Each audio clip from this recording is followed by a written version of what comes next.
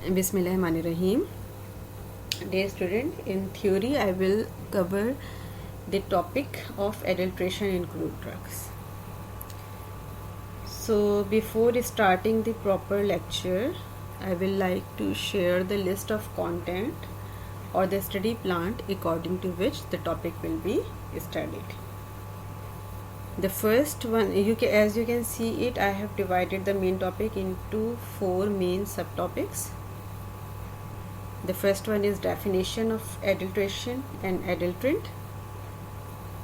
The second one is the significance of detecting adulterant or adulteration in crude drug.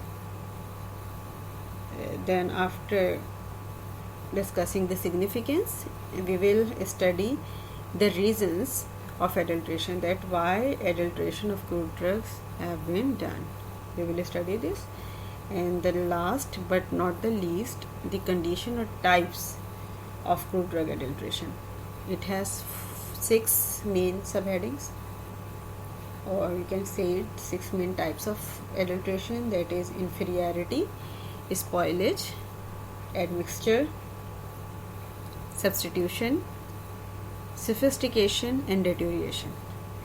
So all of these information will be divided into 4 different lectures inshallah to cover the topic. In today's lecture I will try to complete the definition of adulteration and adulterant and the significance of detecting adulteration in the crude drug. So let's start the lecture properly. The first one is the definition of adulteration and adulterant. So now the question arises in our mind that what is adulteration actually? The short and the simple definition of adulteration is the adulteration is the debasement of an article. Now what is debasement? So you can understand it by this detailed definition.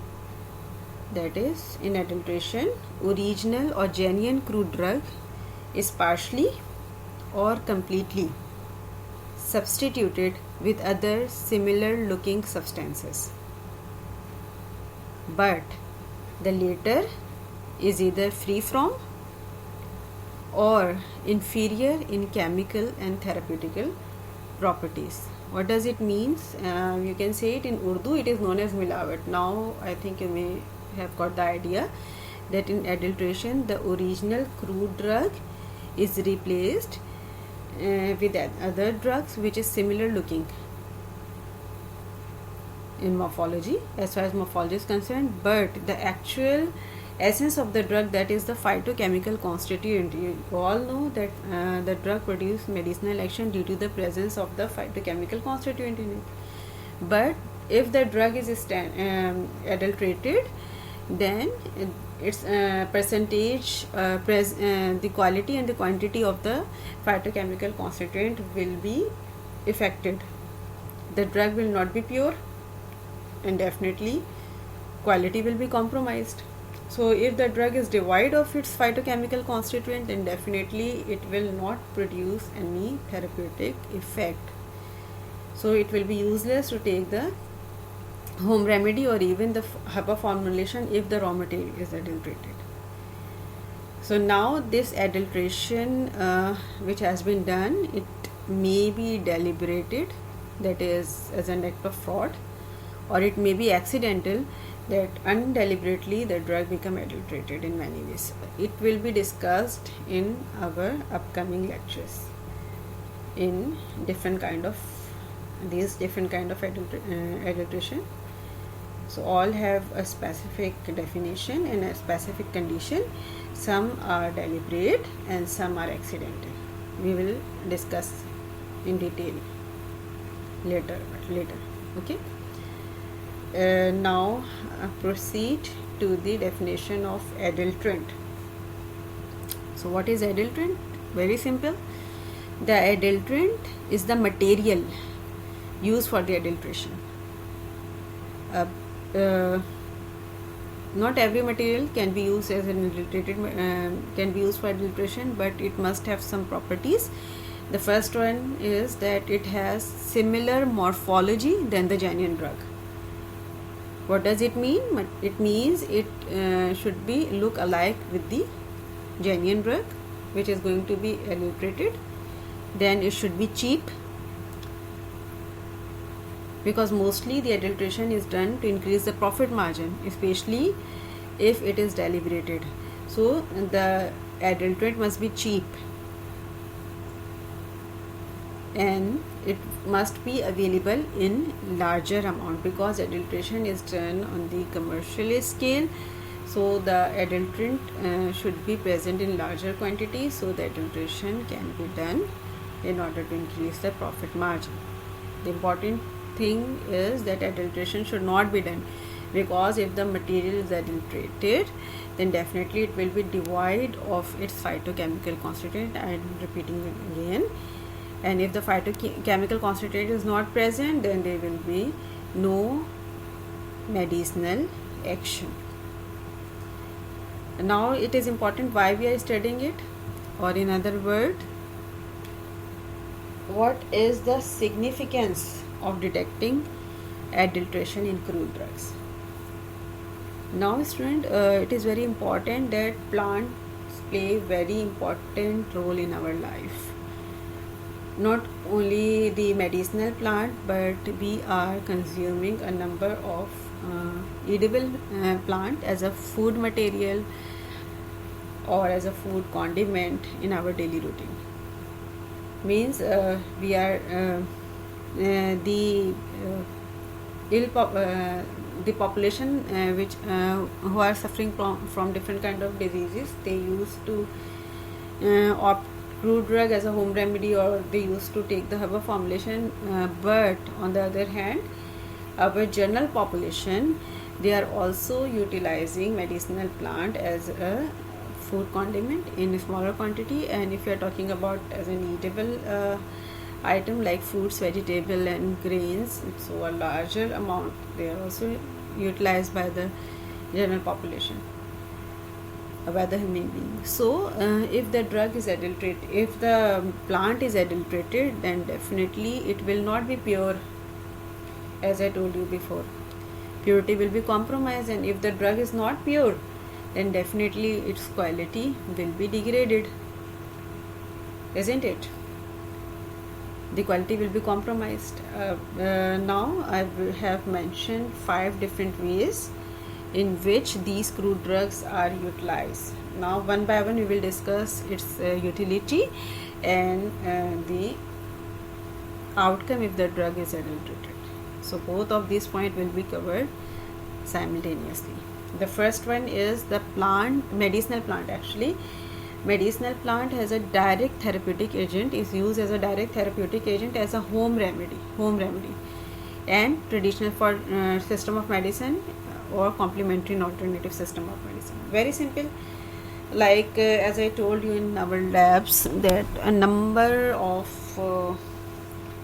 plant, rather as a food condiment or as a pure herb, they are used as a home remedy. For example, piper nigrum, if you remember it, black pepper or kali mirch. Piper nigrum is mixed with honey and used as a cough suppressant and expectorant.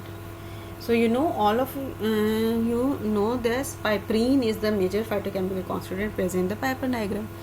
But if the drug is adulterated, that is piper nigrum fruit mixed with the papaya seed, similar looking morphology. So what happened, the content of the piperine will not be present in that, or the drug become exhausted if someone taken out the volatile oil from it and then dry it in the oven and sell it as a crude drug, claim it that it is pure, but it is not pure. It is devoid of the phytochemical constituent or active ingredient, that is piperine, which is present in it. So what happen if you take as a home remedy to suppress the cough or to be used as an expectorant, then no effect will be produced. Rather, the presence of the mixing of the papaya seed or other similar looking substance may produce toxic effect on the human body. So it is very important that drug must be pure. Another example I can quote the example of curcuma longa. As you know, the turmeric or haldi, it contains the curcuminoids. So if someone is used curcuma longa as a home remedy for its analgesic and anti-inflammatory activity in case of wound and broken bone, then what happens if it does not contain the curcuminoid? Then no medicinal action will be produced. Okay, that is the first point.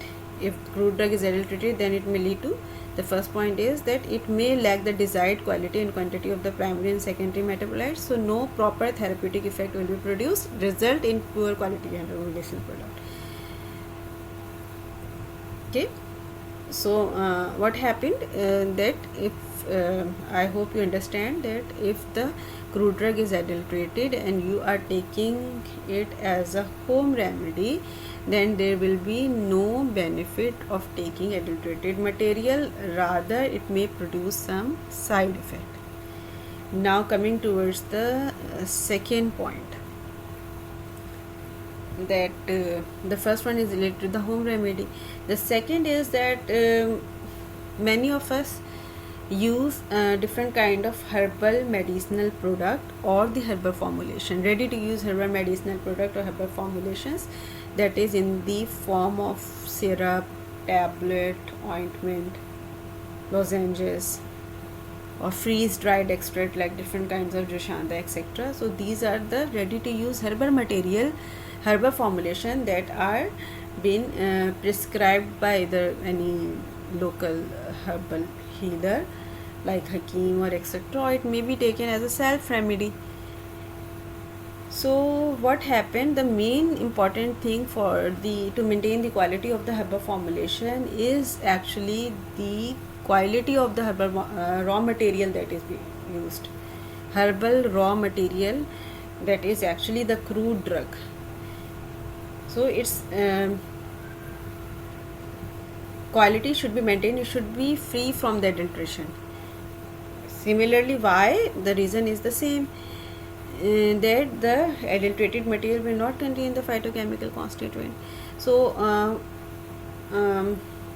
whatever the formulation, whatever the GMP, that is good manufacturing practices, has been followed during the manufacturing of the herbal formulation by the herbal industry, but if the material is not pure, material is adulterated, then there will be no benefit to follow the good practices. Why? Because raw material is adulterated. So the formulation, that is the syrup, the ointment, the tablet, whatever has been made, capsule, whatever has been made from that adulterated raw material, will actually not comply with the quality control test. So it is very important to check the genuinity of the raw material prior to the start of the formulation of the proper dosage form. Material should not be adulterated. Okay, hope you get the idea. Now coming toward the third point, these 2 points were basically related to the medicinal action or the active ingredient present in the herbal form, present in the crude drug, that is the medicinal claim that has been mentioned. For example, if we are talking about the formulation, then Cilibium marianum, a plant I have told you before, it contains the silymarin, which is a very important effective hepatoprotective drug. So if silymarin is not present in the Cilibium marianum raw material, then the formulation which has been made from it will not contain, will not actually produce the desired therapeutic effect. Now the third point is related, is the number of medicinal plant are used as an excipient or additive of formulation aid in different kind of dosage form. Like in the formulation of syrup, we need sugar, similarly lactose and many other starch, many excipient taken from the herbal source or the plant source are being used as a disintegrant, dissolution, binding agent, coloring agent, coating agent, like when you were a number of drug from the animal source also. For example, gelatin is used as in the formulation of soft and hard gelatin capsules. Shellac is a material which is obtained from the Laccifer leca. It is used as a coating material for film coating as well as for the entire coating of the tablet. So these are used as an excipient or the formulation aid.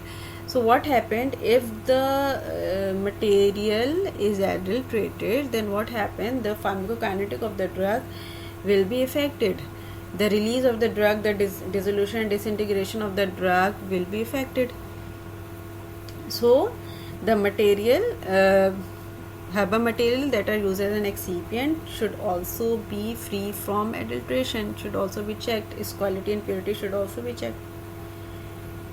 Now the fourth point is related to the research and development of the traditional medicine, not only at the level of universities or educational institute, rather in the pharmaceutical sector also.